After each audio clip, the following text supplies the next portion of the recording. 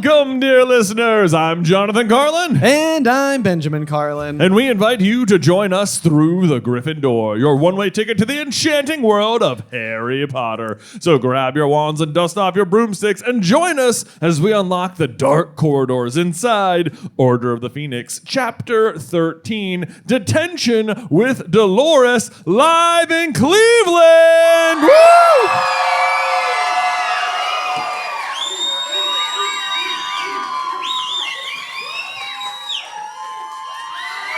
Yeah!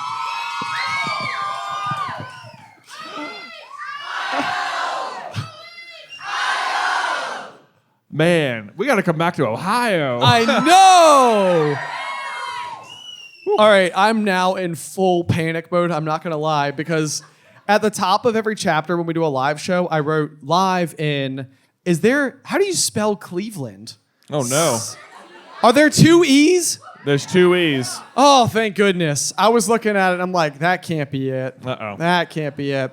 We also discovered while we were here that the people of Cleveland are unsure about their relationship with the Browns. Right, so we'll come back, we'll catch a Browns game. We'll root against them. Yeah. How do we feel about coming to a Browns game wearing the opposing team's colors? Right. Okay, I hear you. How do we feel about going to a Browns game wearing the Browns colors? I feel How like is it not obvious? Mixed messages. Just don't go. How about the Cavaliers? Okay, all right. Oh, that works. Okay, That Cavaliers, go Celtics. Yeah. Yeah. Oh. What are you thinking? They're like right there. They're right there. Yeah. Actually, we're up here. We have the high ground, you know. we have the high ground. Yes. No, we have the high ground. We just let you think you have the high ground. Okay. Oh. I mean, should we sit up there? Then we'll be safe. Then we'll be safe. Yeah, then we'll be up there. You know. Yeah. All right.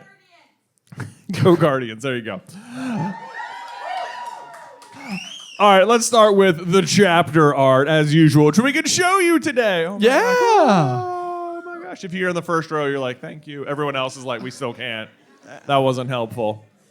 The chapter art is, of course, exactly what you think. It's Harry's hand reading I Must Not Tell Lies as he does Detention with Dolores. Oh, this is really, really a miserable scene. Like, the mounting frustration and hatred. Like, I know how much I hate Umbridge. Like, I shouldn't be shocked or caught off guard or surprised. And then you get inside of this chapter and it's like, it still gets me. Like, I will still end up seething as you go through it because it's just so bad. It's so bad. And I think, like, when I think about it, it's like you kind of like ease into like how terrible she ultimately gets. And it's like, no, it's right away. It is. It is immediately. It's day 2 of classes. Yeah, and Harry is going to be just having the absolute worst like time of his life, which is saying something because Voldemort killed both of his parents. And Cedric.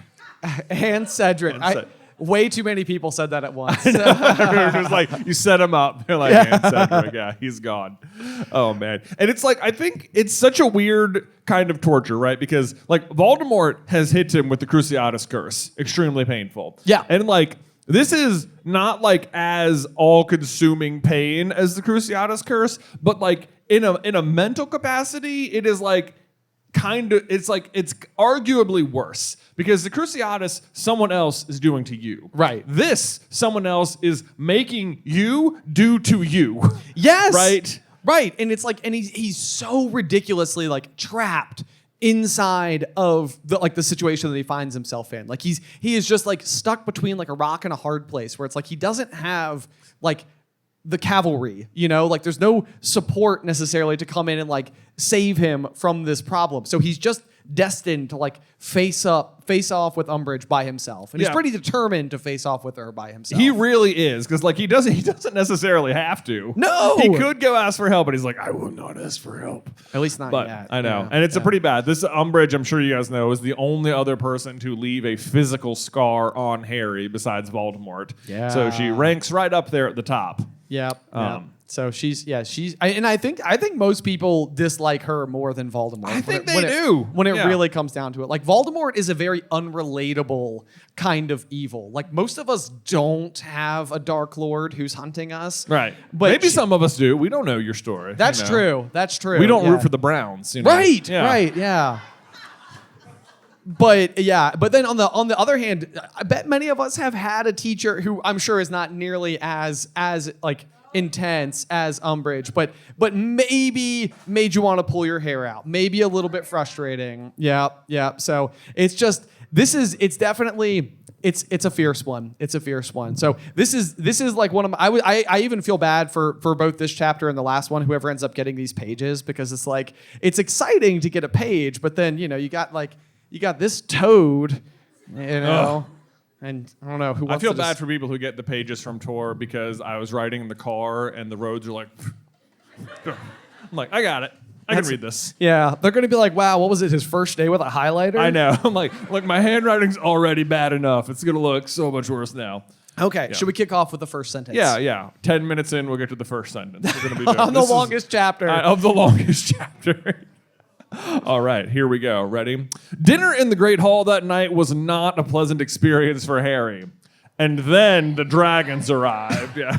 So on the whole, from bad to worse. Oh, bad to worse. Bad to worse. Yeah. Well, depending on your general relationship with dragons. Right, yeah. Perhaps it was like, man, dinner wasn't pleasant, but then the dragons arrived. But the dragons arrived, It was really fun. It was like a petting zoo until it wasn't. Until it wasn't. Yeah. They burned. It's like medieval times. Like medieval. Yeah, exactly. Yeah. Right. With more death. With more death. Yeah. Yeah. What? Fire and wood. Fire and blood. blood. Oh, yes. A lot of that. Yes. Good times. Good times. Yeah, great times at Hogwarts. We're off to a roaring start. A good, yeah. Well, the dragons. The were there. dragons, yeah, they were naturally, there. yeah. So there you go.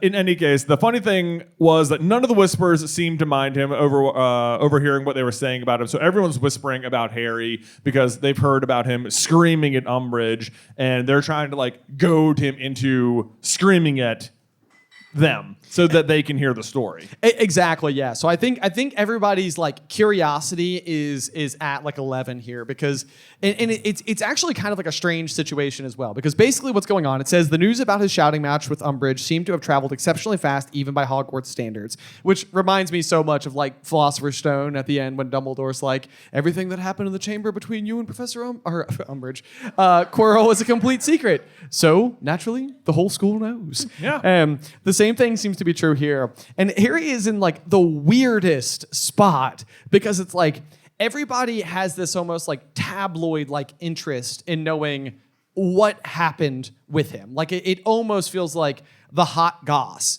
And the result is that Harry doesn't want to share, but at the same rate, they can't know unless he tells them. Yeah. So it's like, that's like another one where it's just like he can't decide where he wants to fall on that line. Exactly, because it's like, it does say like the reason they're doing this is so they could hear his story firsthand. It's like, I think people all are curious. They do want to hear the story, because so far they've only gotten like the prophet and the ministry's side of the story. Right. Right. And so, I mean, I don't think it's completely unreasonable to want to hear the other side of what might be going on. But Harry's not quite there yet, although No. Hermione will ultimately find that conclusion sometime around Valentine's Day. Yeah, right. Yeah, Yeah, she'll yeah. figure that out. But then some of the whispers people are saying, it's like, he reckons he dueled with you know who. Come Moffat, who does he think he's kidding? Please. He says he saw Cedric Diggory murdered. To which I'm like, guys, this isn't time for jokes, okay? Like, right. Or is it? Or is it? Yeah. Also, you said Pulleys. My copy absolutely says Purleys. Please, it does. You're right. My bad. I was like, who is saying this? Like a cat person? Or like, Another polyjuice gone wrong out there. what's that? Another polyjuice gone wrong. Yeah, exactly. Yeah. Exactly. But Harry is not under your opinion. He's like, everyone believed this 2 months ago when Dumbledore told them. And Hermione's like, well, not really. And we finally get like a good account of what it was like at Hogwarts for everyone else, because we only really get to see Harry's point of view. But she's like, you arrived back in the middle of the lawn. everyone thought the tournament was over. It was a cause for celebration. You're clutching Cedric's body, and none of us saw what happened in the maze. We just had Dumbledore's word for it, not even your word for it. And then everyone left for 2 months. Right, exactly, yeah. So we just had Dumbledore's word that you-know-who had come back and killed Cedric and fought you. And Harry's just like, that's the truth. And Hermione is like, I know it is, Harry, so will you please stop biting my head off? And he's like, okay, sorry, I got you. My bad. But it's exactly what happens. It's just like, it's just that before the truth could sink in, everyone went home for the summer, where they spent 2 months reading about how you're a nutcase and Dumbledore's going senile.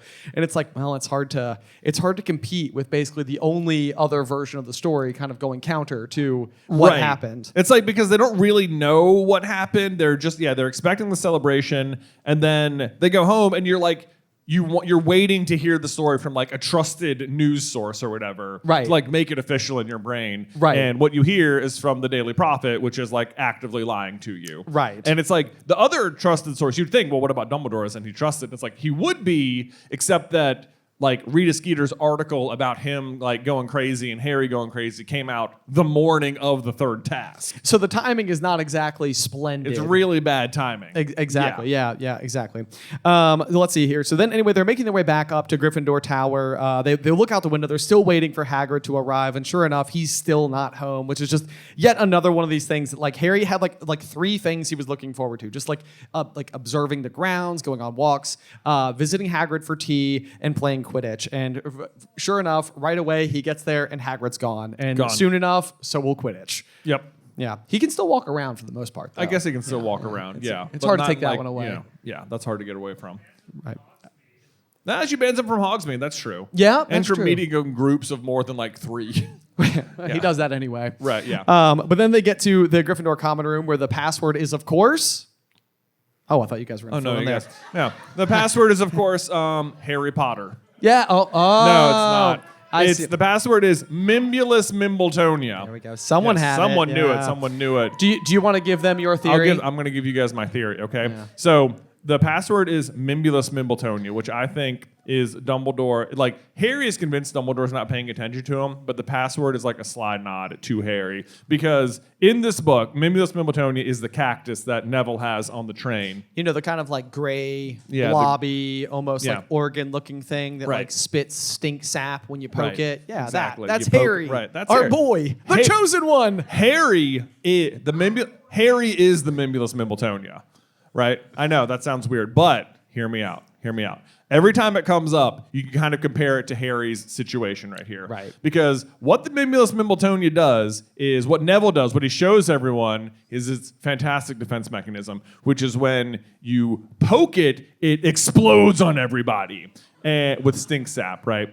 Harry's not going to be spitting stink sap, but if you poke him at all, he is going to explode. He is. He is going to rage on everyone. He's already done it in this chapter. To Hermione. To Hermione. Yep. And like it's going to continue to be like a thing. Like even after that, they get to school, like they're talking about who believes Harry, who doesn't. Neville's like putting the Mimbulus Mimbletonia down. He's like, I believe you, Harry, right there. And then he goes to bed like looking up to the Mimbulus Mimbletonia, and you're like, yeah. Because he's looking up to Harry, exactly. When they're taking the train ride back, it'll be like, Neville was sitting with his Mimbulus Mimbletonia. Like, it had grown so much that year. It was crooning softly. It was, yeah, so Yeah. You guys know how Harry croons. You know how Harry croons, yeah.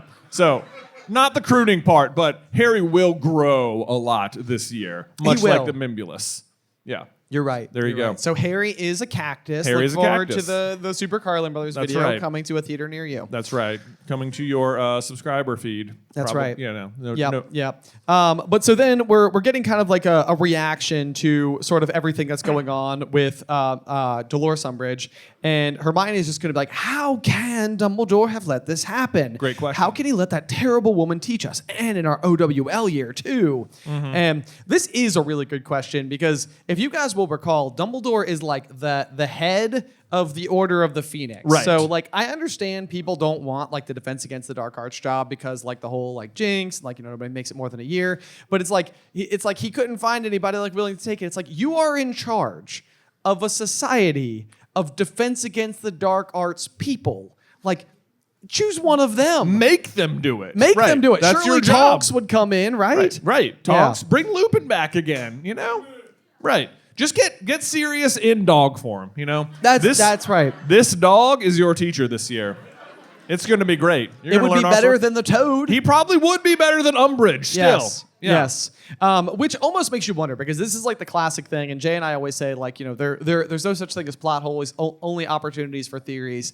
And it's sort of like, does this then directly contribute to the idea of like Dumbledore's big plan? Is this sort of like Gilderoy Lockhart? Like, we got to bring in Lockhart because he'll teach Harry not to become overly obsessed with his own fame and, like, you know, kind of like steer the right way along the way. And by having Umbridge come in, it's basically just sort of like a very clear demonstration as to who the enemy is. Right. And in this case, it's going to be Umbridge and right now the Ministry. The Ministry. And it's like what he's really teaching Harry is like, you're not going to be able to like lean on the powers that be to defeat Voldemort. Right, Like, yes. you are not going to be able to lean on the government. You need to trust specifically me, not because I'm better than them, which he is, but because Dumbledore alone knows the prophecy. It's like, no, he is the only one who has all the information to make the decisions to help Harry defeat Voldemort. So he needs Harry to just trust him. That's exactly right. Yeah, and this is like a major theme that's been going on so far in this book altogether. It's this layer of isolation that's Harry's going through. So like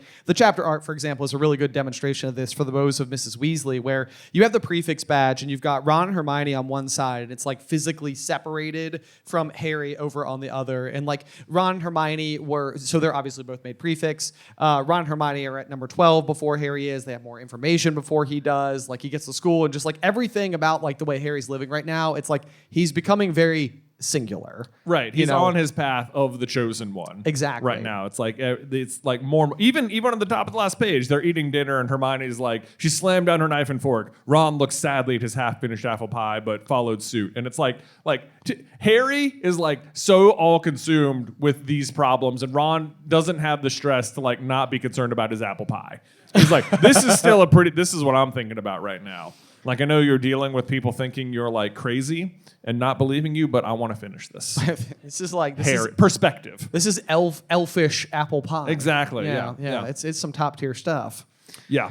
So in any case, all that to say, I think Dumbledore wanted the Ministry to install someone to demonstrate to Harry how bad things are going to be. And like the Sorting Hat song, it seems they all have to unite inside of Hogwarts, which is ultimately what they do. They form Dumbledore's army, and 3 of the 4 houses unite, you know. Yeah.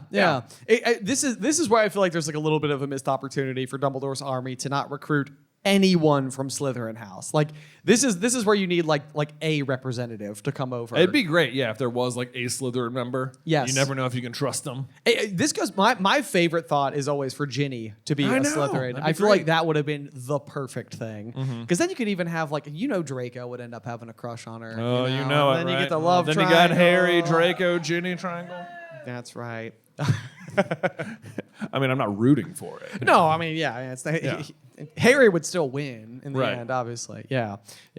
Anyway, but so then Ron and Hermione still want to continue to argue, and so Harry's just sort of like, can we just go do homework? Let's just get this out of the way. So they make their way back up to the portrait hole. They're kind of like getting everything ready to work on the like Snape's homework, the properties of Moonstone and its uses in potion making. That's what Ron writes down right there at the top of his page. Gets a good start. And then he looks over at Hermione and he's like, so, what are the properties of Moonstone and its uses in potion making?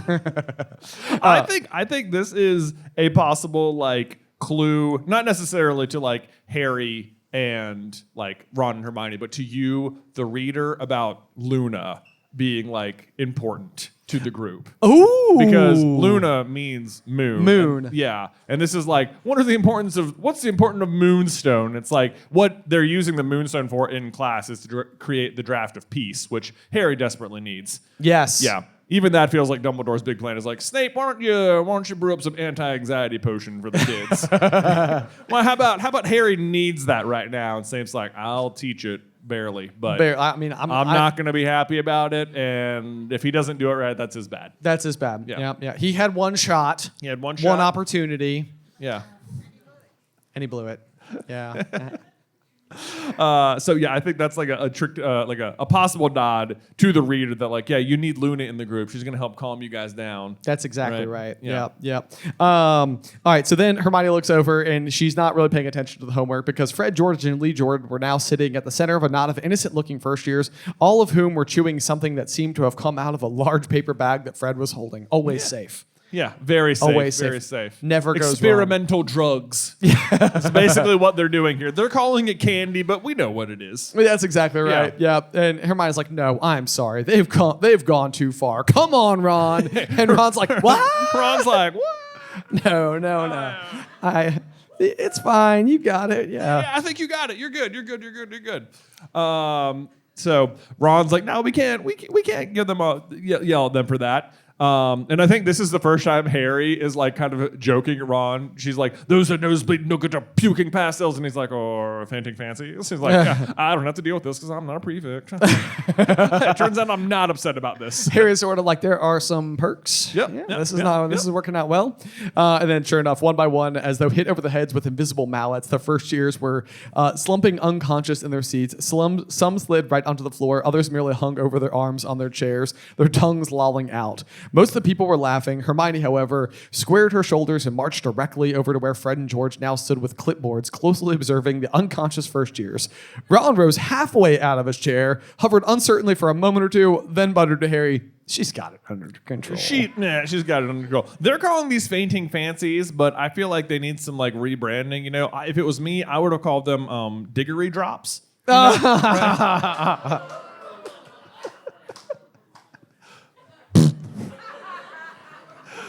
Inspired by the boy who didn't. Oh, no. Oh, wow. Yep. So, oh, God, you got me with that one. Hermione's going to go, that's enough. And George, who is definitely not paying attention to the context of her sentiment here, says, yeah, you're right. This dosage looks strong enough, doesn't it? Yeah. Love it here. Also, the fainting fancies, I don't feel like make any sense because the whole idea with their like skiving snack box is like, make yourself sick, get out of class, take the other half. But if you faint, right, how are you supposed to take the second half? It's like a date night. No, that's not. No? That's not a good way to describe. No. You need a friend, is what I was trying to say. I really walked backwards into that one. Wow. The deepest of apologies, gang. But. Let's just sit in that for a second, shall we? Let's not. Yeah, okay. Moving right along I think here. I'd rather be at a Browns game. Yeah. Man. Well done. Yeah. I told you this morning you can't test your rubbish on students. We're paying them, said Fred indignantly. I don't care. It could be dangerous. And I think this is kind of funny because if you'll recall last year when Harry is practicing stunning spells, Ron is sort of like, he is getting the brunt of this. So Harry's preparing for the third task, and his role in being supportive is being stunned over and over again. Right. And what he's supposed to do is fall onto the cushions. And he's like, well, it's really hard to aim. And Hermione's like, just aim for the cushions. And he's like, yeah. And he's like, why don't we just trade spots? And she's like, hey, I think he's got it. Harry's got it. It's fine. Like, so I think her tone has changed a little bit here. But fortunately, Lee Jordan is there to insert purple sweets into everyone's mouth, and they start waking up. So I guess as long as you got a buddy, you're good. The buddy system. That's what I was going for. Yeah, the buddy system. Yeah. I'm gonna have to sit with that for the rest of my life. Yeah. This is not good. Okay. Anyway, I do like this like little moment of kindness though from the twins because it says Harry was sure Fred and George had not warned them what the sweets were going to do, but then it says feel all right, said George kindly to a small dark-haired girl lying at his feet. I think so, she said shakily. Excellent, said Fred happily. So it's like he's at least being like a little bit kind. Yeah, you know, he's got good trying. bedside manner. I know. He's like, in her mind, he's just like, it is not excellent. And he's like, they're alive. Aren't they? Low bar for excellent. It's true. Yeah, it's true. Didn't kill them. Right. And of course it says we've already tested them on ourselves. We just need to see how everyone else reacts. Yeah. And then this is where Hermione pulls out the big guns. And because she's like, if you don't stop doing it, I'm going to. And then Fred's like, what? Put us in detention? Make us write lines? And then Hermione's like, no, but I will write to your mother. You wouldn't. Yeah. Hi, Mom. Hey, He's Dad. here too. Yeah, hi, Dad. Yeah. Yeah. Obviously, the twins do not take this well. They look thunderstruck. They believe Hermione's threat way below the belt. That's right. Yeah. Yep. And Meanwhile, Ron's over there just like, oh my God, Hermione, please, what are you doing? Do not bring Mom into this. She's going to get mad at me. It's going to be my fault. I just know it. incidentally, it's kind of a relatable feeling at the moment. Yeah. what? Yeah. I'm just kidding. All right, let's see here. And then Hermione walks over and goes, "Thank you for your support, Ron." And Ron's like, "You handled it fine by yourself. You did great. No problem. You're so pretty. Yeah." Oh, man. Then Hermione busts out her bag and she pulls out two misshapen woolly objects and placed them carefully on the table by the fireplace, covered them with a few screwed up bits of parchment and a broken quill, and stood back to admire the effect, as one does. As one does, you know? Yeah, making a pile of trash over there. Yeah. Ron is like, what in the name of Merlin are you doing? And she's like, well, I'm leaving them for the house elves so they can secretly free themselves. That was There you go. great, guys. Guys, I think it's catching on, finally. I know, there you go, there you go. Hermione's campaign's working. It's weird the rest of you didn't chant. I know, right? One Guess we know person- where you stand. They like it. Oh, no. Woo! Okay. Yeah. So once again, I mean, Hermione so far this book I think is just batting 1,000 because like Ron is basically going to retort with like, "You're setting them free when they might not want to be free," and Hermione's like, "Of course they want to be free." Yeah. Don't you dare touch those hats, Ron. Which Ron won't end up touching the hats, but he will touch all the rubbish. He won't touch the rubbish. He says, you're trying to trick them into picking up the hats. You're setting them free, yeah, when they might not want to be. When it's like, obviously, the elves deserve to be free and should not be enslaved or anything like that. But the only thing here is that Hermione, like Ron is right. Like you're not talking to them. You're doing what you're taking, like what you think is best for them and putting it on there without asking the elves what would be best for you. Well, what there do is that. you Yes. want Yeah, out of this? Yeah. Maybe consult them. Yeah, maybe consult them. Right. Right. Yeah, what's a nice compromise? Let's take baby steps, Hermione. That's exactly it. Yeah. Yeah. Let's see here. Harry is dealing with a lot though. So it's basically the second day of school, and he's got just so much homework. And he thought of the long essay on giant wars, and the pain stabbed at him sharply, knowing perfectly well that he would regret not having finished his homework tonight. When the morning came, he piled up his books into his bag and says, "I'm going to bed." Yeah, know that feeling. Oh, don't miss it. Yeah. Yeah, right. Like I could do my homework now. It'd be so easy, but I won't. But I want tomorrow morning. Yeah, but what about tomorrow morning? Tomorrow morning me is way more open to doing homework. It than is so tonight far me. away. Yeah. I'll deal with it then. Deal with it then. Oh, this is going to compound so badly. Yeah. It's definitely going to just keep getting worse for Harry as the week goes on. Yeah. Let's see here. So the next morning it says the hats have gone. And Hermione is pointing out that the house elves do want freedom after all. Oh. This is such a funny situation because like Hermione's so proud of herself. She thinks she's doing this great thing, but it's just Dobby. It's just Dobby. It's all Dobby. Yep. The other house elves won't even come and clean the Gryffindor common room. He's just collecting all of them. Yeah. Which is adorable. Yes. It means he's doing a lot of work up there. Right. Yeah. But then this is a little piece of trivia here. Ron points out that they might not count as clothes. They didn't look anything like hats to me, more like woolly bladders. Hermione did not speak to him all morning. Yeah. Go figure. Let's see. Well, where are we? Goodness. Lost my spot. Bottom of 256. Bottom of 256. Right. Here we go. So this is where we get to some of the actual classes that Harry might like. He has charms and transfiguration. Everyone reminds him that they're going to be working harder than ever to ensure they earn the grades they need for their OWLs. They spend charms reviewing summoning charms, which you figure Harry's got on lock. That's like one of his spells. I know. And, I feel like it's like one of those where, like, I'm almost surprised that that this moment uses the opportunity to have it be summoning charms, because Harry is otherwise just like wandering through the most miserable week ever, and this is something he has completely on lock. Right. And it doesn't even reference the fact that like he's just going to kill it. Right, yeah. You know, like... It's not like he had a great class summoning things to himself. Right, yes. Flitwick was so impressed and awarded Gryffindor 900,000 points. Exactly, yeah. We missed that part of it. Right. But then they get to Transfiguration, where she basically tells them the same thing.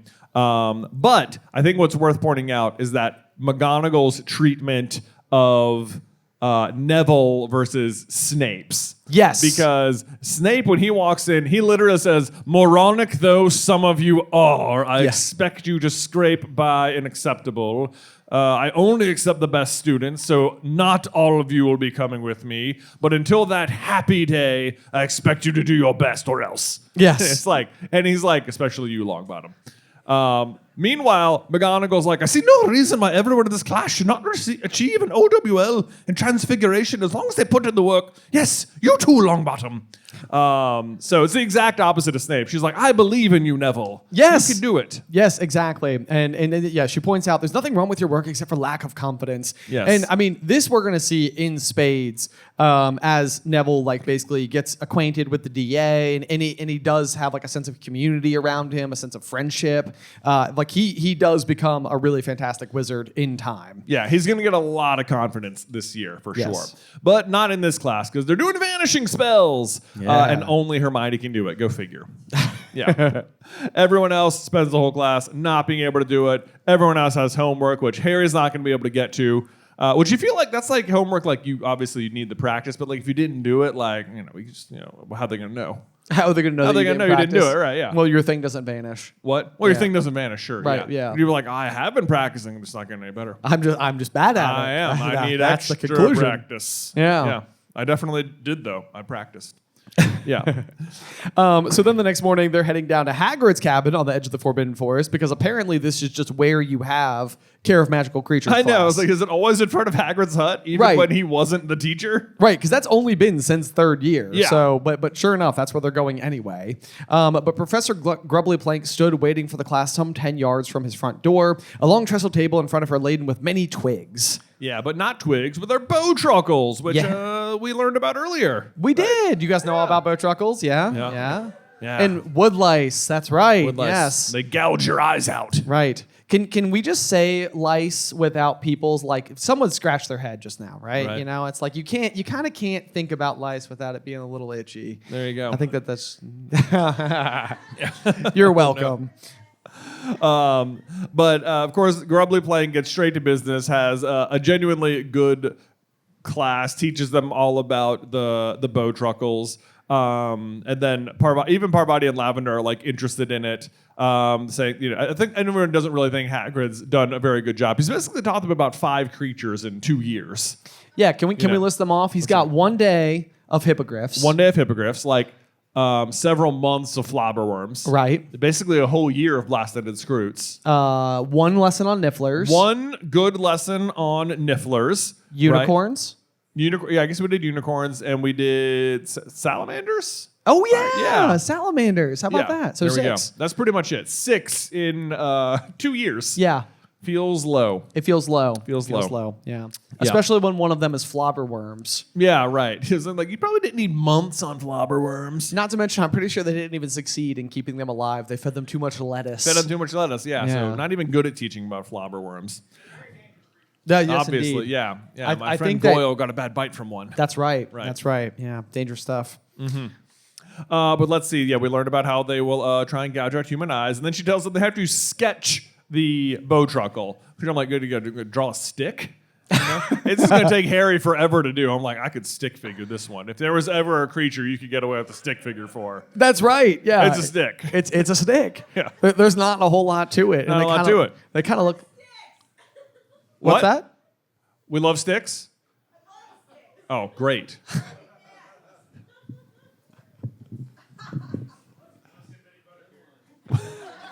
This.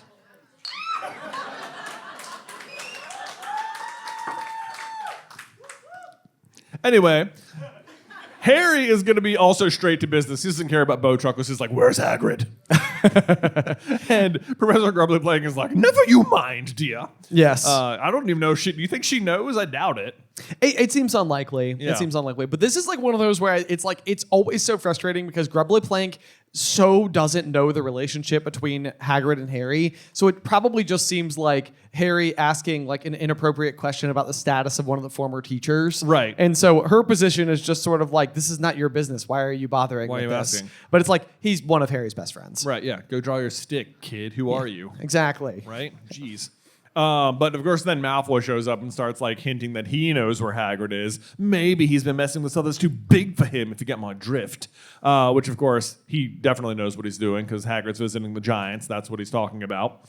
And this just like, I think this whole point is like the contrast between like Draco has this like open highway of information from his father and the Death Eaters, whereas Harry, who actually needs it to defeat Voldemort, is getting nothing. Nothing. This Yeah. is just pure salt in the wound for Harry Yeah. because it means that Draco somehow knows more than Harry, despite the fact that this is again one of Harry's own best friends. Yeah.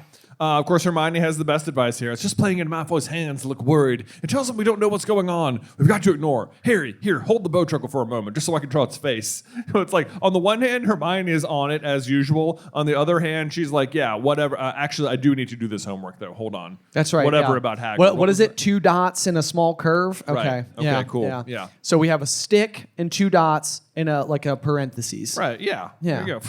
Right. Right. These are not hard to draw. Not hard to draw. I No. don't think so. Yeah. But let's see. We got Draco continuing. Says, so even if that overgrown Morin does show up again, he'll probably be sent packing straight away. So it's like, this makes you wonder, like, if the Death Eaters are suggesting things to Fudge, because Draco's saying, like, oh, my father was talking to the minister just a couple of days ago, you know, and it sounds as though the ministry's really determined to crack down on substandard teaching. So it's like, are they like saying, like, get rid of Hagrid? You know, Yeah, I mean, like it definitely seems like he's very in on like they are putting weight on Fudge, who's putting weight on Umbridge to basically show up and do everything that we know Umbridge is doing, and she's Right. going to slowly start unfolding this plan and start gutting Yeah. school as we know it. Right. Yeah.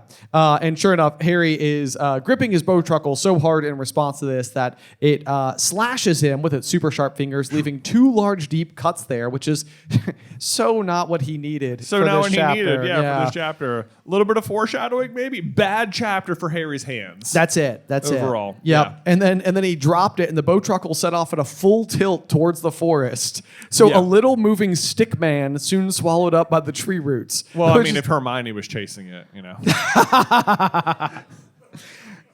oh Yeah, too bad they don't know what he's summoning spells. They just did them that morning. Just did them that morning. Yeah. Osseo's stick. Turns out they did need practice. Yes, Yeah. indeed. But this is doubly bad for Harry because not only did he suffer a wound here in class, but he also lost one of the bow truckles. Lost one of the bow truckles. Which I can't imagine Grubbly Plank is pleased with. Are you sure about that? Yeah. Right, yeah. But then Hermione says, don't go picking a row with Malfoy. Don't forget he's a prefect now. He can make life difficult for you. This is very true. And he's also about to be more than a prefect because he's going to be on the Inquisitorial squad. And sure enough, Harry and Malfoy will have a duel in the next year. And it will make life much more difficult for him. It will indeed. Yeah. It will indeed. Yeah. And basically, Harry's just saying, I just wish Hagrid would hurry up and get back. That's all. And he says, and don't say that Grubbly Plank woman was a better teacher, he added threateningly. And then Hermione responds, and I feel like this is a little over the top. I wasn't going to, said Hermione calmly. Right. Come on. Weird, right? Weird, right? Yeah, so it's just a strange time for that outburst. I think what's funny is I think Harry, in his heart of hearts, like knows that Grubbly Plank is a better teacher than Hagrid. Yes, because he responds, because she'll never be as good as Hagrid, said Harry firmly, fully aware of the fact that he had just experienced an exemplary care of magical creatures lesson and was thoroughly annoyed about it. Yeah. He's like, I like Hagrid. Hagrid deserves that job. Yes, he's bad at it. Yeah. Anyway, then they're making their way to the greenhouses, and Luna Lovegood emerges, little moonstone herself, trailing behind the rest of the class, smudge of earth on her nose, just like one Ron, you know, when we meet him on the train. You've got dirt on your nose. Did you know? I'm just Just telling you. there. Yeah, yeah. You guys know we love Hermione, but Luna is in the books now, which means we finally get to start talking about Red Moon, our other favorite ship. Yeah. Yeah, we got Ron and Luna fans. Anyone? Yeah, some. All right, well, It's be like- prepared. It's like this little group right here. This little group right there. Thank you guys. We'll get you by the end of this book. We'll get there. We'll get there. Yeah, we're gonna push hard for this one. But so Luna comes over, and what Harry really needs is people on his side. So sure enough, we got Luna saying, "I believe he who must not be named is back, and I believe you fought him and escaped from him." To which Harry responds, Right. Right. Luna was wearing what looked like a pair of orange radishes for earrings, a fact that Parvati and Lavender seemed to have noticed and were both giggling and pointing at her earlobes. Oh, how dare you, Parvati and Lav. Don't need that. But Luna doesn't know what they're laughing at. She thinks they're laughing at what she said, not what she's wearing. She says, you can laugh, but people used to believe there were no such thing as the blibbering humdinger or the crumplehorn snorkack, which, of all the things Luna believes in, they never actually find either of these. Yeah. They're just fictional. This one's a little unfortunate. So then Hermione's like, well, they were right, weren't they? Oh, Hermione. There aren't such a thing as those things. It's like, what a position to take, in a world where all sorts of crazy, magical, invisible things exist. Right. Yeah. They could be out there. You They don't could know be everything. out there. You don't know. Right. And then Harry's like, do you mind not offending the only people who believe me? Harry asked Hermione. But for real. Right. And then Yeah. Hermione's like, oh, for heaven's sake, Harry, you could do better than her. Yeah. It's like, I think she sounds a little jealous. I think she sounds a little jealous. She's like, get away from Ron right now, please, now. Yeah. Luna gave her a withering look and flounced away. Flounced. Yeah. I think Luna's a little jealous too. She's like, oh, I see how it is. You don't like me. Yeah. Okay. All right. I'm a threat. We'll Yeah. see how this goes. Yeah. But then Ernie McMillan comes over and he's like, I want you to know, Potter, that it's not just weirdos who support you. I personally believe you 100. My family and I have always stood firm behind Dumbledore, and so do I. First of all, how dare you? Calling Luna a weirdo. My goodness. But also, good for you, Ernie, coming out there trying to stand up for Harry, nice and loud. Yes. But I would say good for you, but also, where was this in Chamber of Secrets, For real. Well, yeah, Chamber of Secrets, Ernie's down there is like, Justin's worried. Yeah. We're pretty sure Potter's going to kill him. Like, He doesn't. yeah, he It's doesn't. fine. Yeah, he turns around, he gets to the right spot. Jeff is just fine. He Yeah. made it through. Jeff. That's Justin Finch. That's Justin Finch. Yeah. Fletchley. You guys know. You know. You got it. Right. Yeah. Let's see. Yeah, so on the next page, let's see here. It says that Ernie's words had certainly wiped the smile from Lavender Brown's face, and as he turned to talk to Ron and Hermione, Harry caught Seamus's expression, which looked both confused and defiant. Right. So Seamus is a really odd one here, and I think it's really like specifically symbolic that Seamus is struggling with where to believe Harry, because this is somebody like, there's the people out there in the world, right? Like the greater people who are just reading the Daily Prophet. They don't know Harry any better. So he is just a character in the news as far as they are concerned. Seamus has lived with him for 4 years. Right. And so Seamus is the one that like really stings like me, the reader, I feel like, because Right. it's like, you're like, Seamus, how can you not see it? Like, Harry. Right. But I have always interpreted it in the past as if Seamus is like very defiant in this regard. Right. And I really think the main thing with Seamus is that he just wanted Harry's account, and Harry was like, no, and then starts making your mama jokes at him. Right. Yeah. And Well, then she wasn't in the room, so. Right, yeah, exactly. It But was our mom okay. is. Our mom is, yeah. But yeah, so I think that's really the main thing is that like it seems like Seamus is like really on the fence the whole time. Like all he needs is like a nudge and he'll be over to the other side. Right. But we just can't, we're still not there quite yet. getting We're it not yet. there. Yeah. Yeah. But they go through herbology. We get more homework, and all the Gryffindors troop up, none of them talking much. So it's like, it feels like Harry's having the worst day, but it sounds like none of them are really having a good day. Yeah, it's a little bit dreary for the first week back to school. Yeah, definitely is. The weather constantly mimics Harry's mood in this book. It does. It does. Yeah. But then Harry was starving and he had his first detention with Umbridge at 5 o'clock. So he headed straight for dinner without dropping off his bag in Gryffindor Tower so that he could bolt down something to eat before facing whatever he had in store for him. But before he gets there, he gets intercepted by Angelina Johnson, who is not happy with him. Towering temper. Yes, so she's obviously taken over as the Quidditch captain for the year. She really wanted Harry to be there for keeper tryouts this Friday at 5, and she's like, how come you've landed yourself in detention for 5 o'clock on Friday? And Harry's like, what? Oh, yeah, keeper tryouts. Ugh. My bad. And she's like, didn't I tell you I wanted to do a tryout with the whole team? Yeah. She's like, and now you've decided you're not going to be there. And he's like, I didn't decide that. Excuse me. I got detention from that Umbridge woman just because I told the truth about you-know-who.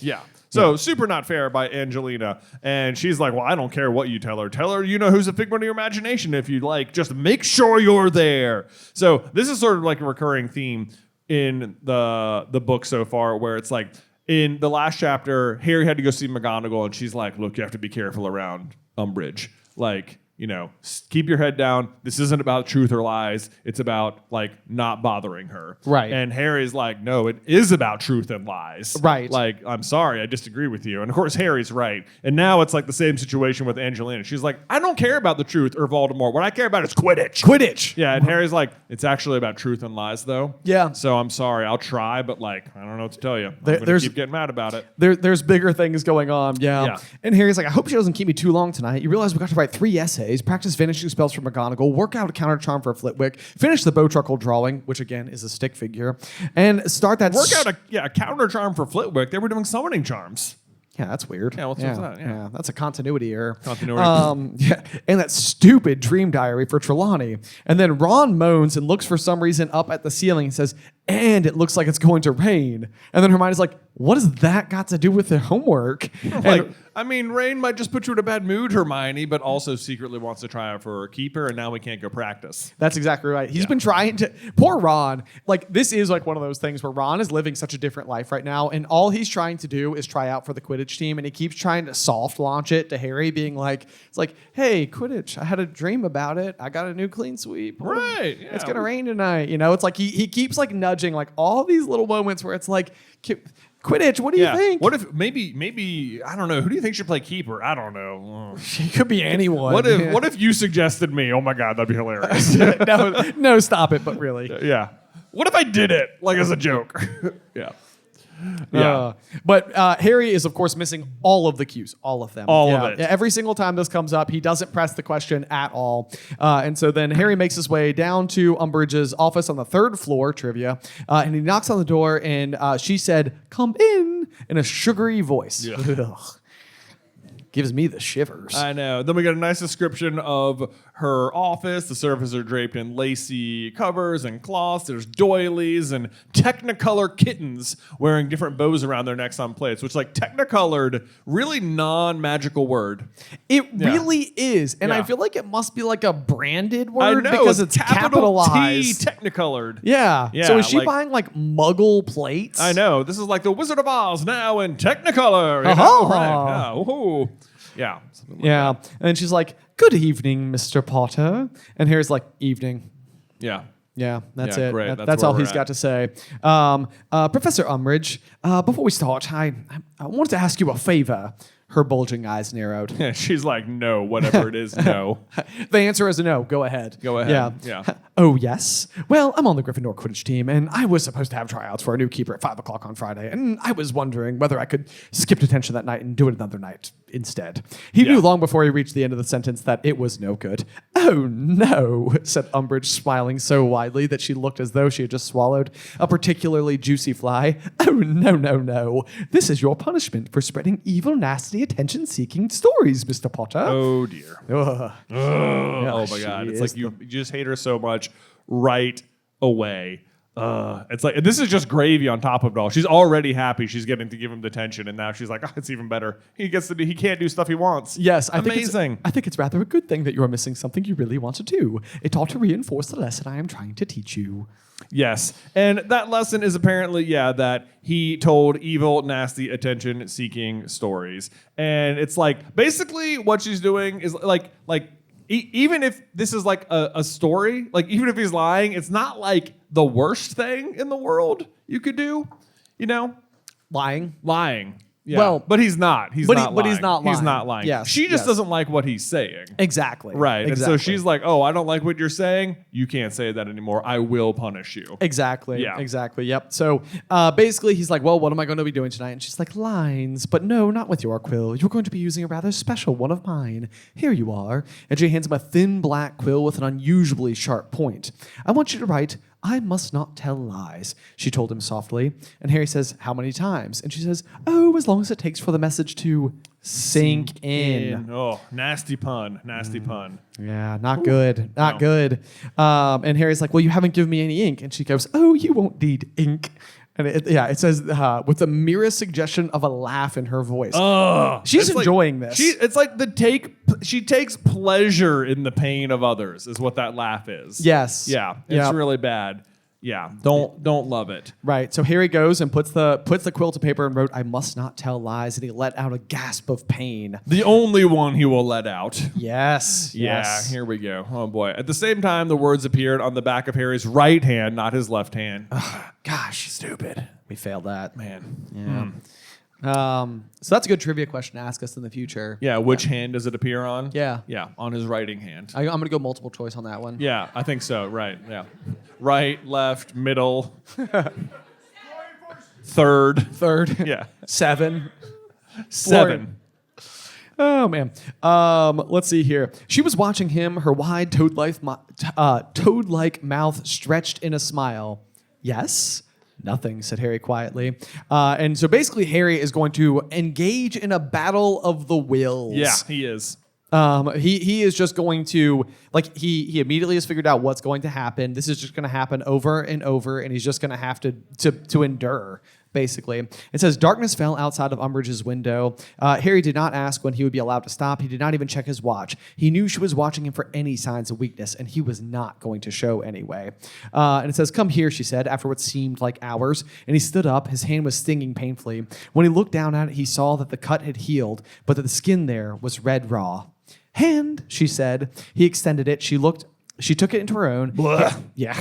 She's touching him. Yeah. Harry repressed a shudder as she touched him with her thick, stubby fingers on which Same. she wore a number of ugly old rings. Oh, so gross. But what is worth noting is that she touches him here and nothing happens, like scar-wise. Exactly. She does Yep. physically touch him and Right. nothing happens this Yes. time. Yeah, and that's going to come back. That's going to come back later. Yeah, that'll come up. And she says, tut, tut, I don't seem to have made much of an impression yet. We'll just have to try again tomorrow evening. I mean, won't can we?" you imagine this though? Like, what she wants to do, what she is trying to do is literally scar him for his entire life for this one outburst. Yes. Yeah. Yes. Yep. Exactly. So it's way over the top. And then the math that's about to go down. The math is insane. It's insane. It's insane. Like when I was in high school, detention was usually like 1 hour. Right. Like you had to either show up an hour early or stay an hour after. And if you had more than 1 hour, it just meant you had to do it more times. Yep. But it says that the school was quite deserted. It was surely past midnight. Past midnight. He It got started at 5. This is 7 hours Minimum. of etching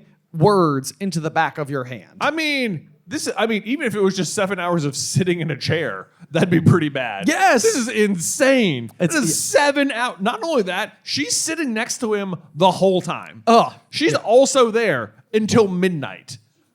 Yeah, she is wicked. She's wicked. She is That's wicked. right. That's There's no right. doubt. Let's see here. Yeah. So then the next morning, basically Harry has no time to do any of the homework that he was supposed to do. He skips breakfast the next morning to scribble down a couple of made-up dreams for divination, their first lesson, and was surprised to find a disheveled Ron keeping him company.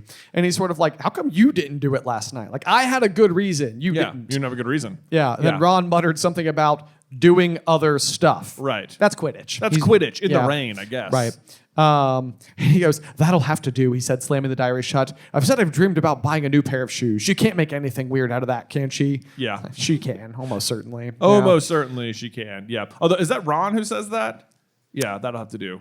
Or I don't know. Maybe it's just Harry. Yeah, I there think. you But the new. Okay, so I was thinking, is this Ron? If it's Ron, I think it's Harry saying it. I thought it was Ron. And I thought this is going to be Keeper foreshadowing. Like that's the new shoes he has to fill. Oh. But instead, the buying a new pair of shoes, if it's Harry, is going to be that he is going to fill the role of the Defense Against the Dark Arts professor. There we So go. like he's inadvertently predicting the future. And that's how it always works with Trelawney. I know. Yeah. You can't bring up predictions in literature and not have them actually mean something. Right. I feel like that's a good rule of thumb. Right. Yeah. There's something there always. Right.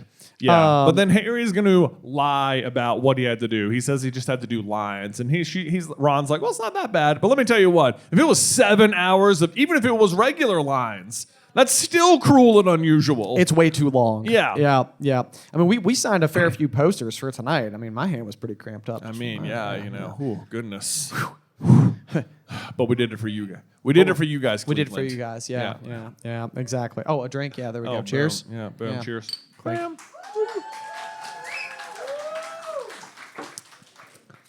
Anyway, so Harry's he's not ready to tell Ron about what's going on yet. And it's interesting the way that he explains this, because I feel like getting the sympathy from somebody else is going to make it seem worse to face it in the future. Right. It's like it's weird backwards logic, but I can understand it. I mean, I get it. I think he also doesn't want his friends to have to, he doesn't want to like burden them with this as well. Right. He's like, this is my problem and I will be dealing with it. Right. And if I tell anyone, it means I'm losing the battle, so I can't tell anyone. That's right. That's Right. right. But yeah. So then it says it was another bad day for Harry. It was one of the worst transfigurations he had ever had, not having practiced finishing spells at all. He had to give up his lunch hour to complete the picture of the Bowtruckle. An hour to draw a stick, Harry. Yeah, which now means he skipped breakfast and lunch after being up past midnight, Right. carving words into the back of his own hand. Having a bad day. Kind of a bad day. Kind of a bad Wednesday, Yeah.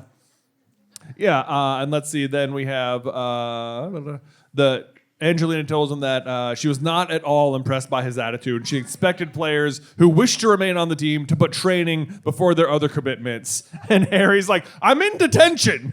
I can't. And Hermione's like, at least it's only lines. Yeah. And it's like, oh, man, if only she knew. And she says, it's not as if it's a dreadful punishment, really. And Right. like, Hermione, like I just said, even if it was just regular lines, which it's not, it's straight up torture, it's still 7 hours. It's true. Past midnight. Yep. And you have to be sitting next to Umbridge the whole time? Like, ugh. Yeah, and she touched him. And she touched Gross. us the worst. Yeah. Yeah.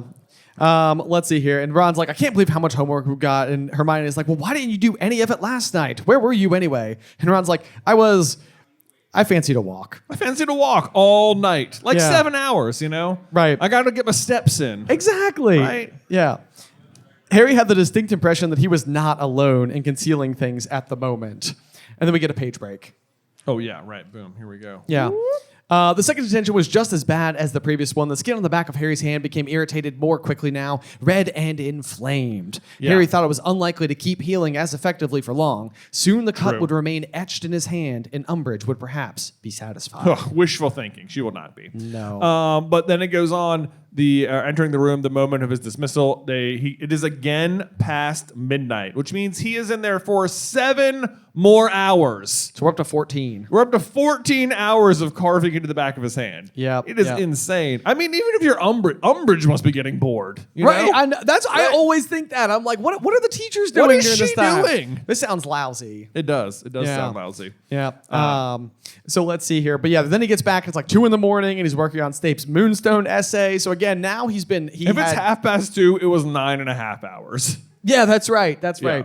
right. But yeah, so now you got to imagine that he started his day after having the night before, didn't have breakfast, didn't have lunch, had this long session, and now he's doing homework in the middle of the night. Yeah, It is yeah. just going on forever. Just going on forever. So sure enough, Thursday passed in a haze of tiredness. But at the very least for Thursday, after just 2 hours of carving into his hands, the message has officially sunk in and remains scratched there, oozing droplets of blood coming out. And as he stops to examine the effect, Umbridge stands up and says, that ought to serve as a reminder to you, oughtn't it? You may leave for tonight. And Harry's So like, he gets off 2 hours or after just 2 hours. That's right. Which I think Umbridge is like, I am tired of sitting here. My God. Like, I didn't think this through. I had a plan. It was fun. was Then it got fun. a little boring. Got a little bored. Then I didn't know what to do. Yeah, and I'm sort Yeah. of stuck here. Ugh. Right. Harry's like, do I still have to come back tomorrow? It's like, maybe I can still get Quidditch in. And she's like, oh, yes. Yes, I think we can etch this message a little deeper with another evening's work. Yeah. We can scar you more Yeah. tomorrow. Yeah. Yeah, and then so now Harry comes to the consideration. He's like, there might be another teacher in the world he hates more than Snape. Though he has the contender. She's evil. She's an evil, twisted, mad old Ron. Ron? Yeah. Yeah. He reached the top of the stairs, turned right, and almost walked straight into Ron, who was lurking behind a statue of Lachlan the Lanky. There's some trivia that do not ask us about. Lachlan the Lanky. My No goodness. way on that one. Thank you. Yeah. He attempted to hide his new clean sweep 11 behind his back. What are you doing? Nothing. What are you doing? Harry frowned at him. Come on, you can tell me. What were you hiding here for? I'm hiding from Fred and George, if you must know. He was talking in a very fast, feverish way. But what have you got your broom for? You haven't been flying, have you? Harry asked. Well, okay, I'll tell you. But don't laugh, all right? I thought I'd try out for Gryffindor Creeper now that I've got a decent broom. There, go on, laugh. It's like Ron's poor self-esteem is so low. He thinks his best friend who is on the Quidditch team will laugh at him for wanting to be on the Quidditch team. Exactly. But I love, this is a great page for Harry and Ron's friendship. Because It is. Harry's immediately going to be like, I'm not laughing, said Harry. It's a brilliant idea. And like, I love that because Harry has been through it. He and it's needs like, a win. He needs a win, but like right now he's capable of still being happy for someone else. Yes. And that's big. That's big. It'd be really cool if you got on the team. I've never seen you play keeper. Are you good? And it turns out he's not too bad because he's been like helping his brothers play, forever. Yeah. And he's been trying to like bewitch Quaffles to fly at himself, which sounds hard. It does sound hard. Maybe Yeah. you could use some summoning charms, That's right. That's Right. right. Yep. Fred and George are gonna laugh themselves stupid when I turn up. And so they're kind of like setting off together, and he's like, "Yeah, so do Harry. What's on the back of your hand?" Uh-oh. And it's like this. I think this is a great moment for It Ron. is a great too. moment. He goes, "It's just a cut. It's nothing. But Ron had grabbed Harry's forearm and pulled the back of Harry's hand up to level with his eyes. Then he released Harry, looking sick. I thought you said she was just giving you lines. Yeah. And this is where Harry's like, okay, Ron was honest with me. So he tells Ron the truth about how he's spending his, 16 hours with Umbridge now. Yeah. And Ron, right on cue, is the old hag. She's sick. Go to McGonagall. Say something. And Yeah. Harry's like, absolutely not. I'm not giving her the satisfaction of knowing she's got to me. And it's like, this is the worst reasoning ever, Harry. And Ron knows this, like, got to you. She's carving your hand. You can't get a little away with this. Like, this is illegal for Right. sure. For sure, yes, Yeah. And he's like, Dumbledore then, go tell Dumbledore. And Harry's like, no. And it's like, No. oh my gosh. Yeah. He was not going to Dumbledore for help when Dumbledore had not spoken to him once since last year. And it's like, Harry, that's just terrible reasoning. That's so dumb. What we Dumbledore. really need is Harry Potter, and what if Harry had just asked an adult for help? Right, yeah. What if Harry had gone to Dumbledore with the blood and Dumbledore was like, yep, oh, I'm so glad you did that. Dolores, it would appear you've scarred my student on the third day. I'm going to have to fire you. You're out for goodsies. That's it. Don't know what Yes. to tell you. Proof's right here. Didn't really wipe that one up very good. It's literally etched into his hand. right, Yeah. right, yep. Good job, Harry. I knew you could do it. Wink. Yeah. Caught red-handed. Yeah, Caught red-handed. That's exactly. right. Exactly. Yep. Exactly. Exactly. Said I would not lie, but he was lying to his friends. That's true. That's true. So Harry is But he's not lying about Voldemort to begin with. That's true. Yeah. Yeah. There we go. So basically, going into Friday, it says two things sustained Harry that day. One was the thought that it was almost the weekend, and the other was the dreadful thought of his final detention with Umbridge was sure to be. He had a distant view of the Quidditch pitch from her window and might, with luck, be able to see something of Ron's tryout. I know. I like that he has at least this to look forward to. And when he gets in there, he will sort of be able to adjust his desk to look out the window. And even that feels like just a tiny little nugget of rebellion that he's able to get in. Yes, He's yeah, like, exactly. I can still see it. Ha, take Ah, that. in your face. It's like, I don't care about the pain at this point. I just want to see how my team's doing. Right. Even though we can't tell what's happening. Yes, yeah, exactly. So, but he can see out there just a little bit, and so it's like you kind of have this back and forth where it's like I must not tell lies, and then he's like, the cut dug deeper, stinging and smarting. I must not tell lies. Blood trickled down his wrist. I must not tell lies. I must not tell lies. And then it says that the he looked up whenever he thought he could risk it, when he could hear the scratching of Umbridge's quill or the opening of a desk drawer. The third person to try out was pretty good. The fourth was terrible. The fifth dodged a bludger exceptionally well, but then fumbled an easy save. Do you think that's Ron? Probably. Yeah. Pretty good, but fumbled. Because even Angelina later on is going to be like, now listen, Ron actually isn't that good. I know he's your friend, but he's probably like the third best out there. You know, there was 2 other people I would have chosen, but like one of them was really into Charms Club because she really needs to sort out her priorities. That's right. Yeah. That's right. Yep. So then you get the moment finally at last that says, let's see if we've gotten the message, shall we? And then as she took hold of him to examine the words now cut into his skin, pain seared, not across the back of his hand, but across the scar in his forehead. And this is a weird one. And it's like, you're exactly right. It's like, because we have the proof before that she physically touched him without physical harm happening, this is a really weird coincidence. It is. Yeah. The timing is pretty unbelievable. It is, because what's happening is something is happening with Voldemort where he is having some strong emotion, and it happens to be the exact moment that Umbridge is touching him, and he's now feeling the pain in his scar. Yes. And at the same time, he had a most peculiar sensation somewhere around his midriff that's going to go completely unexplained. The only thing I can... Yeah, you're right. Yeah. I know. It's like... what was that? It's like, he also has a kidney stone. Right. Who knew? Right? Yeah. What's going on here? No, all I can figure here is that like this is like maybe like what he's feeling is like Voldemort being like happy. Yeah. And so maybe butterflies. Maybe Voldemort just has some butterflies. Maybe he's got some butterflies. Yeah. Yeah, he's just having a good night. Exactly. Yeah, having some butterbeers, you know? Yeah. Right, yeah. Woo. There we go. Whew. But then she says, "Yes, it hurts, doesn't it?" She said softly. It's like, and you're left wondering, did she know what Harry just felt in his scar, or was like she just talking about his hand? Harry doesn't know, and he's like, "Stay calm, stay calm." Doesn't necessarily mean what you think it means. Like, but to which you're like, well, it feels like it's got to mean something, Right, Yeah. right. This is where like I picture like in the TV show them having like a scene that's like Harry walking through the castle, and it's like a speed run, and it's just sort of like Harry blank faced as he like moves through like a lot of space. Yeah. And it's sort of like all he wants to do is digest this information and figure out what's happening. He opens up the portrait hole with Mimulus Mimbletonia, and a roar of sound greeted him. Ron came running towards him, beaming all over his face, slopping butterbeer down his front. Hey, we got those. Hey, hold on. Yep. Hold on, Cheers. we got that. Clink. Yep. Go, Ron. Had to do it. We did it too ery before. We did. Let's see. Harry, I did it. I'm keeper. I'm in. What? Oh, brilliant, said Harry, trying to smile naturally while his heart continued to race. Have a butterbeer. Ron pressed the bottle on him. I can't believe it. Where's Hermione gone? Of course he wants her to know. I know. Yeah, she's there. Who is also swigging butter. So I like here, though, that Fred says she's over there, and Fred is also swigging a butterbeer. So it's like, it doesn't really say it right there, but like, Fred is partying with everyone else about this news, which means he is proud of Ron. He is proud of That he Ron, got on there. but there is a little theory that I have going yeah. on here that we've stumbled across on tour, which is that when they're cleaning out number 12 Grimmauld Place, they're Right. what is it? The Doxy eggs. The doxy eggs, yeah. So Yeah. they're cleaning the curtains of all the doxies. They got their spray and everything. And Fred and George pocket one, right?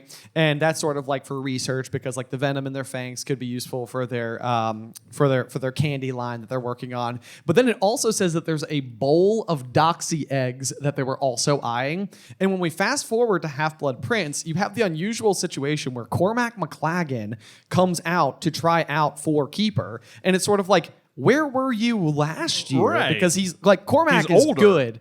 And what he explains is that on a bet, he ate a pound of doxy eggs. So Yeah. I think Fred and George are the ones who bet him, and they are sabotaging Cormac from coming out. Yeah. As to support Ron Right. making the team. Right? Ah. They put it all together like, oh, Ron's got a new broom, Oliver's gone, I see what's happening. I see what's Yeah. happening here. Yeah. You're face to face with greatness and it's strange. Yeah. No more. Thanks. You're welcome. Unfortunately, Hermione is not able to celebrate with everyone. She's dozing in a chair, her drink tipping precariously in her hand. And Ron's like, well, she said she was pleased when I told her. So he's like looking a little put out because, of course, he wants Hermione to be so proud of him. But, of course, she is. And George is like, no, let her sleep. Don't wake her up. She's going to bust us for something. Yeah. But then Angelina comes over, explains that like, oh, sorry I was a bit short with you earlier, Potter. It's stressful, this managing lark.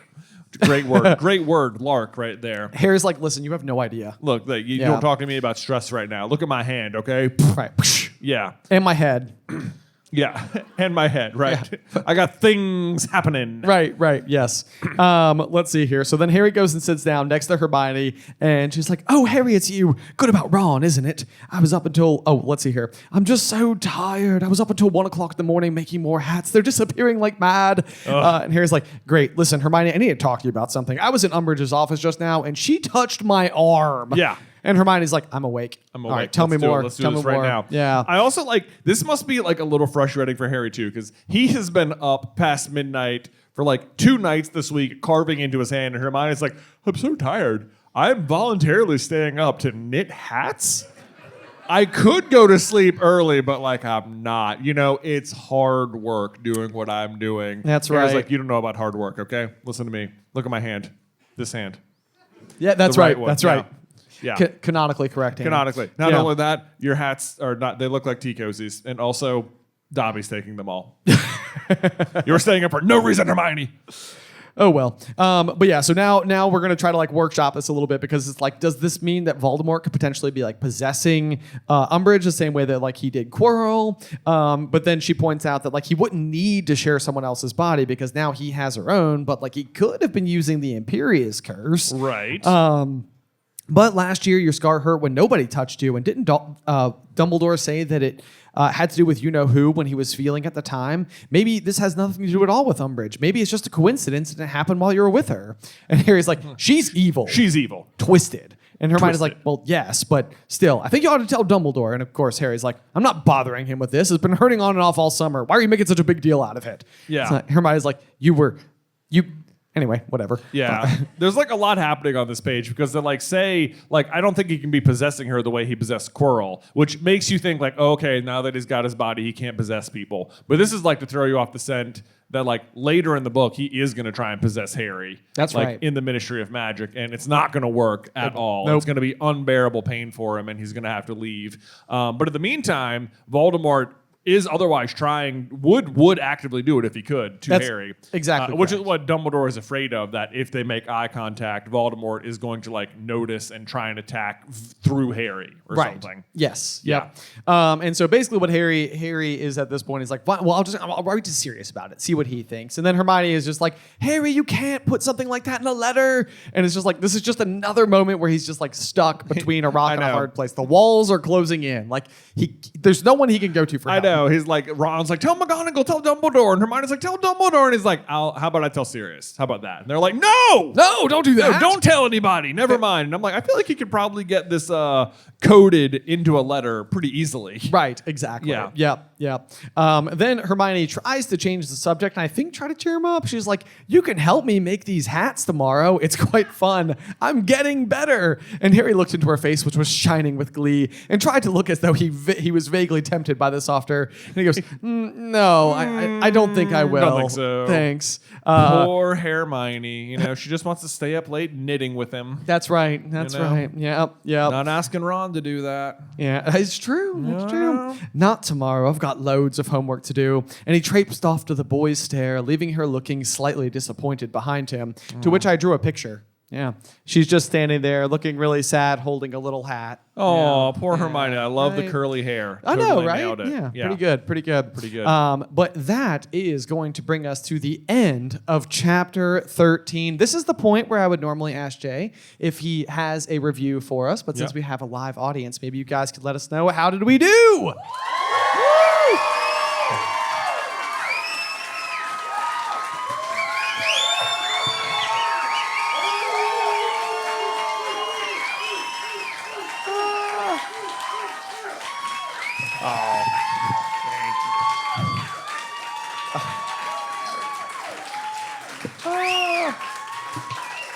Oh my goodness.